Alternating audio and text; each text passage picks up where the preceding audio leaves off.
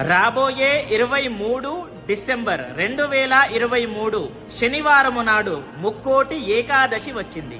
దాన్ని వైకుంఠ ఏకాదశి అని కూడా పిలుస్తారు. కాబట్టి మనము ఈరోజు ఏం చేయాలి అని అంటే విష్ణుదేవుడి యొక్క దర్శనము చేసుకోవాలి.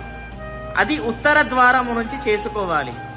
మరియు ఈరోజు ఉపవాసం ఉండవచ్చా, మరియు ఎటువంటి మంత్రాన్ని చదువుకోవాలి అని చాలా మందికి కూడా ధర్మ సందేహము ఉంటుంది. చూడండి, ఉపవాసాలు చేసుకోండి.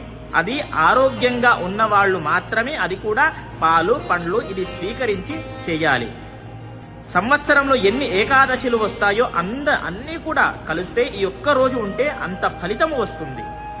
ఓకేనా? మరియు ఎటువంటి మంత్రాన్ని చదువుకోవాలి అని అంటే వీలైతే విష్ణు సహస్రనామాలు చదువుకోండి. నాకు వీలు కాదు అని అంటే ఇప్పుడు చెప్తాను వినండి.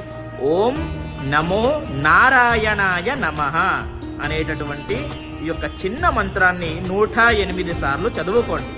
చాలా పవర్ఫుల్ ఈ యొక్క మంత్రం ఈ రోజు చదువుకుంటే. ఓకేనా? మీ యొక్క బంధుమిత్రులకు అందరికీ కూడా షేర్ చేయండి, వాళ్ళకి కూడా ఉపయోగపడుతుంది. స్వస్తి సర్వే జనాః సుఖినో భవంతు.